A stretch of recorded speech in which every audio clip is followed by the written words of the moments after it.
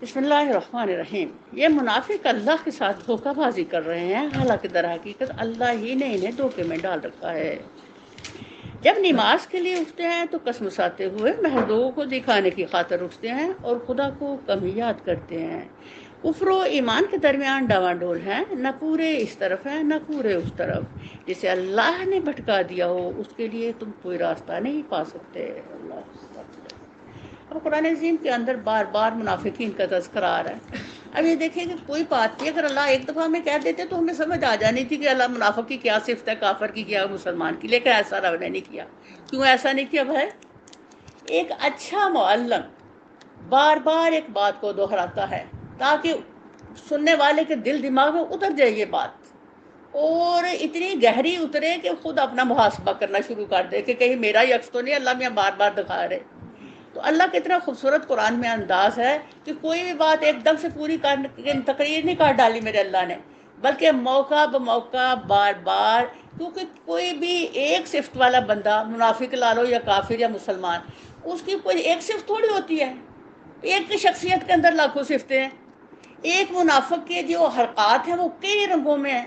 تو اللہ نے چونکہ ہر دفعہ نیا رنگ دکھانا ہوتا ہے تو اس طرح جب بھی موقع محال کے اب نماز کے متعلق بات ہو رہی ہے، اس کے علاوہ بھی ہٹ کے بے حساب فیلڈز ہیں جو ہم نے دیکھا کہ منافق جو تھے تو کتنے لوگ تنگ کرتے تھے، جنگوں میں کبھی تنگ کر، کبھی گھروں کے معاملات میں، کبھی اب مجلسوں کے اندر، یعنی ہر جگہ پہ اللہ تعالیٰ ان کا تذکرہ اس صفت کے لحاظ سے کر رہا ہے جو اس وقت کی موقع ماحول کے مطابق تھی۔ ابھی نماز کا تذکرہ اللہ میں کر رہے ہیں۔ ایک مومن کی نماز کتنی خوبصورت، کتنا معیاری، کتنی اعلیٰ ہوتی ہے۔ اس میں کیا ہوتا ہے؟ رغبت، دل کی رغبت، دل کی محبت، چاہت، سکون کے لیے، کسی کو ملنے کے لیے۔ اور جب دیکھو ہم یہ وہ عشق حقیقی اور وہ سچی محبتوں کی لذت تو شاید ہمیں ہے کہ نہیں ہے، تو باہر دنیاوی عشق و محبتوں کی تو ہم سب کو پتہ ہی ہے وہ کیسے ہوتے ہیں۔ اب کسی نہ کسی سے کوئی کرتا ہی کو اپنے خاوند سے کر لی، بچے سے محبت، کسی اور بھائیوں سے، باپ سے، کسی سے، کسی تھرڈ پرسن سے بھی کر سکتا ہے بندہ۔ تو اس طرح یہ جو دنیاوی محبتوں کے تو ہمیں بہت تجربے ہیں زندگیوں کے اندر، اور ہم دیکھتے ہیں جیسے ہمیں محبت ہوتی ہے ہمارا دل اس طرف کھینچتا ہے۔ اچھا دل جو ہے اس کے اندر ایک چیز ہے، وہ نیچر، دو دل ہیں سامنے سامنے، اگر دونوں میں محبت ہے تو دونوں کی وہ دل کھینچے کے، یہ کبھی یہ باتیں عجیب لگتی تھی۔ اب چونکہ سائنس آ گئی ہے تو اب ہر بات آپ کو سمجھنے میں بہت آسانی ہو جائے گی کہ اچھا ہاں قرآن اس بات کو اس طرح سمجھانا چاہ رہا ہے۔ اگر دو دلوں میں نفرت ہے تو وہ دونوں ہی خود بخود سے دل جو ہے ان کی شعائیں بتائیں گی کہ ان کے دل ایک نہیں ہیں۔ تو اللہ اکبر کبیرہ یہاں اللہ میں بتا رہے کہ یہ دیکھو نماز جو سی ہے وہ کس کی کشش ہے؟ اللہ کی کشش، اللہ کی محبت۔ جو مجھے وہ حی اللہ لا کے کہہ کے پکارے گا تو میں کہوں گی، میں بے ساختہ ہر کام چھوڑ چھڑا کے تو کیا کروں گی؟ جنمز کی طرف بھاگوں گی، اچھے وضو کی طرف بھاگوں گی۔ مجھے ایک جو مومن کی جو سب بہت خوبصورت صفت ہے وہ کیا؟ وہ ایک نماز کے بعد دوسری نماز کا انتظار کرتا ہے۔ تو یہ انتظار ہی کیا ہے؟ یہ غسل کا انتظار، سے ملنے کا، جسے ہمیں محبت ہے۔ تو اللہ تعالیٰ بتا رہے ہیں یہ دیکھو ایک سچے مومن کی محبت اور ایک منافق کا تعلق اللہ کے ساتھ، کہ وہ نماز پڑھنے کے لیے اتنا اوکھا، اتنا بیزار، کیونکہ اس نے تو دکھانے کے لیے نماز پڑھنی ہے، انہوں نے دل سے کون سی پڑھنی ہے۔ اور دیکھا کہ جب نماز کا اینڈ ٹائم ہو گیا ہولے ہولے اوکھا اوکھا، اب وہ چھوڑے تو کدھر جائے، رکھے تو کدھر جائے، وہ خود ہی اپنی جان اس نے مصیبت پہ ڈال لی۔ سچائی اتنی خوبصورت چیز ہے، اتنی پرکشش چیز ہے، اتنی راہ تفریح چیز ہے، اتنی جنت خریدنے والی نعمت ہے کہ سچائی کو کچھ ریا کی اور کچھ بننے کی ضرورت نہیں ہے، وہ اپنے آپ میں ہی ایک حسن و جمال ہے۔ لیکن جو منافق ہوتا ہے یا کافر ہوتا ہے اس کو 100 سیاپے ہیں دنیا کے، 100 مصیبتیں ہیں اس کے لیے، اور جو کافر کے لیے بھی اتنی مصائب نہیں ہے، کیوں؟ اس کو اللہ اعلان کہتا ہے میں نہیں مانتا، کہانی ختم۔ لیکن یہ جو ہے یہ اندر سے تو نہیں مان رہا، اوپر سے مان رہا ہے، کوئی اندر کھچاتانی ہے، کوئی باہر کھچاتانی ہے۔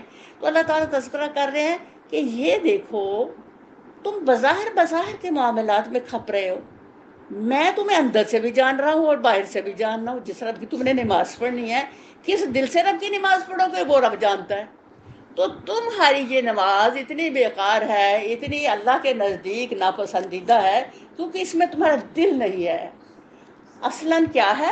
یہ دل کا لوتھڑا جو اس کا گھر ہے، وہ اس میں بھرا ہوا ہے تو کچھ بھرنے کی ضرورت نہیں. الحمدللہ ہر چیز میں سچائی یہاں ہوگی. اس میں وہ نہیں ہے، دنیا بھری ہوئی ہے، جھوٹ بھرا ہوا ہے، منافقت بھری ہوئی ہے، تو یہ مصیبتیں ہی مصیبتیں انسان کے لیے.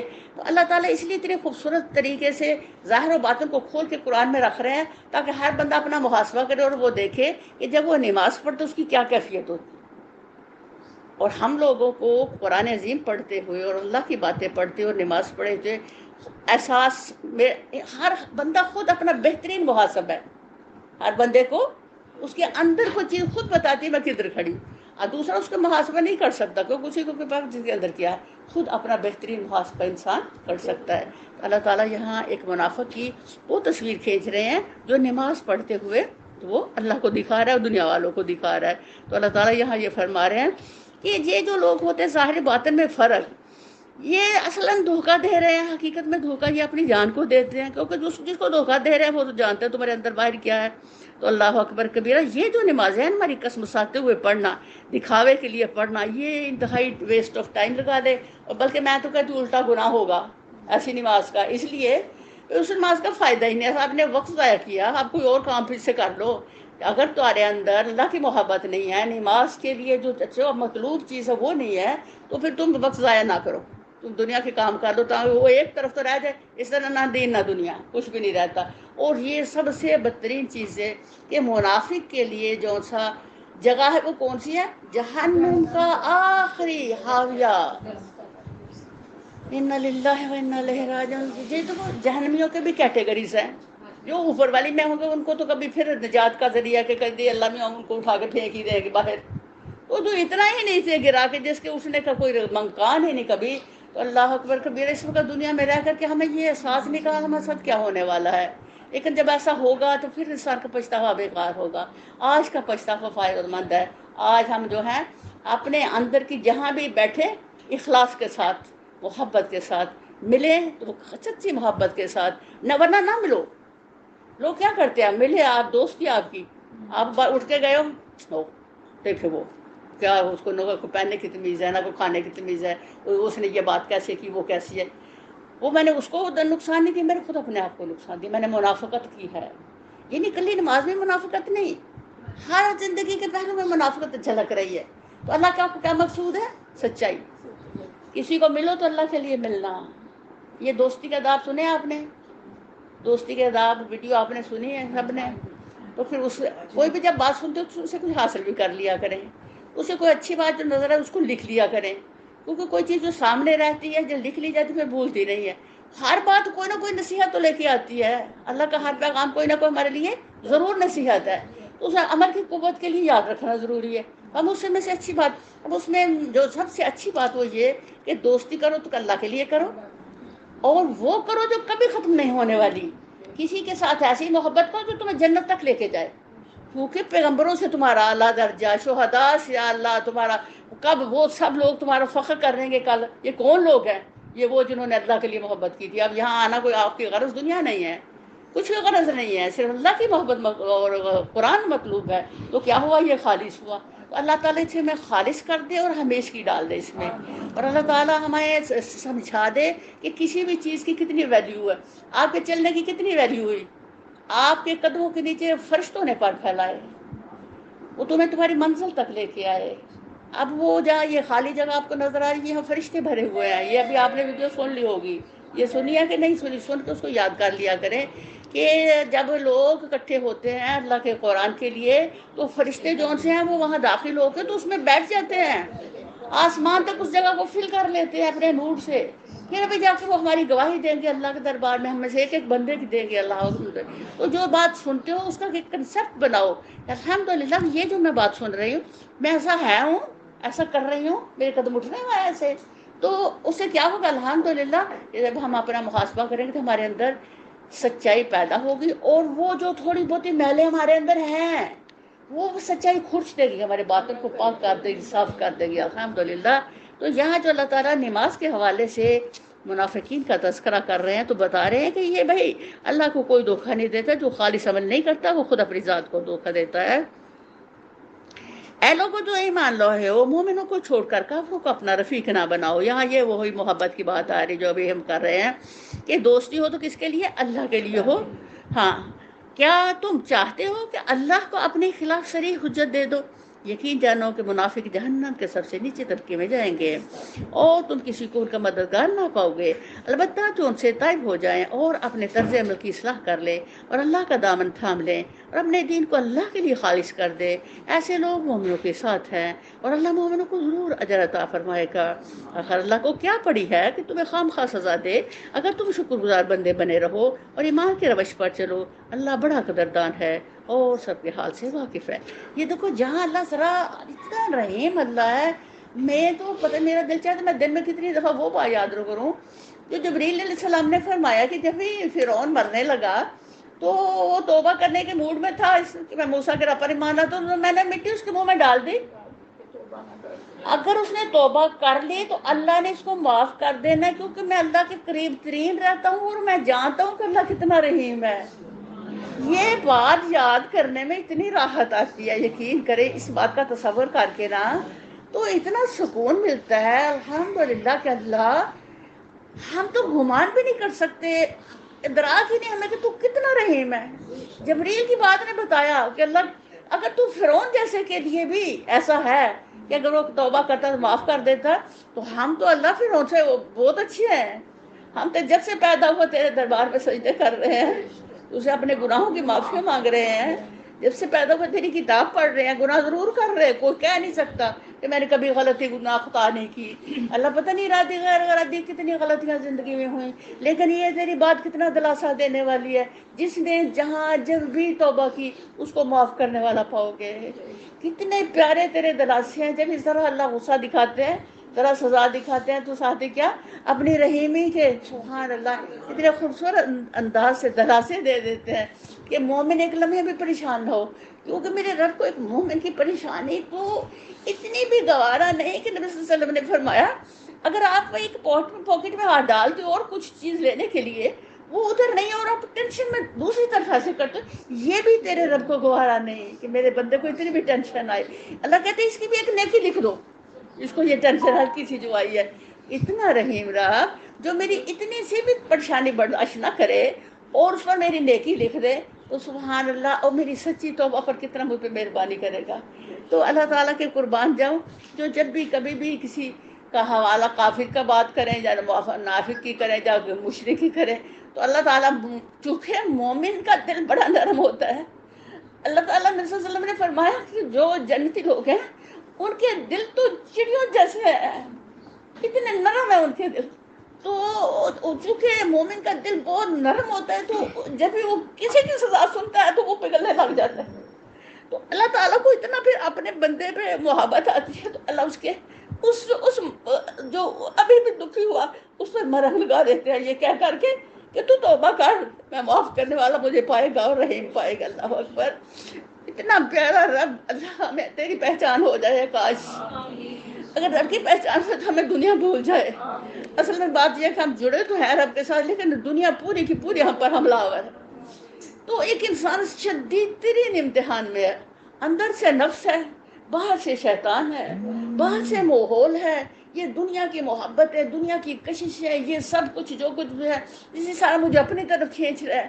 لیکن ایک بندے کو ایک ٹارگٹ ہے، رب کی رضا اور اس کی جنت کا. اور اتنے ماحول کے اندر سے اتنے ماحول سے نکل کر کے اللہ کو پانے کی دوڑ اور جنت کے پانے کی دوڑ، یہ ایک بہت بڑی اچیومنٹ، بہت بڑی ایک کامیابی. اللہ کہتے ہیں یہ فلاح پانے والے لوگ ہیں. تو اس لیے اللہ تعالیٰ کے قربان جاؤ کہ ہر بات وہ کیا کہہ دیتے ہیں اللہ تعالیٰ تم توبہ کرو. کیوں بندہ روتا ہے؟ کسی اپنے گناہوں کی وجہ سے، اپنی کسی کمزوریوں کی وجہ سے، اپنی غفلتوں کی وجہ سے، اور کچھ بھی نہیں تو اس پہ تو ہمیں رو دینا چاہیے نا کہ ہماری نماز اللہ کے معیار مقصود پہ نہیں ہے، اس پر تو ہمیں رونا چاہیے. اگر میں کبھی بھی کوئی گناہ نہیں کرتی تو میری یہ کمزوری تو ہے نا، میرے نماز کا وہ معیار نہیں جو میرے اللہ کا مقصود ہے. تو کسی نے وہ جو بندہ اس طرح کرتا ہے تو کیا کرتا ہے، وہ غلطی کا احساس انسان کو لمحے کہ پھر تم توبہ کر لو، یہ کہہ کہ اللہ میری نمازیں تیرے معیار مقصود پہ نہیں تو مجھے معاف کر دے، تو تم مجھے اپنی کمزوری پہ معاف کرنے والا پائے گا. الحمدللہ. تو اتنے رحیم رب کے قربان جاؤں جو ہمارے ایک ذرہ سے بھی دکھی ہونے پر وہ تڑپ جاتا ہے. جیسے ایک ماں ہے تو وہ اپنے بچہ کتنا بھی گستاخ ہو، بدتمیز ہو، کیسا بھی ہو، جب یہ بچے کو کوئی مسئلہ بنتا ہے تو ماں پھر تڑپنے لگ جاتی ہے.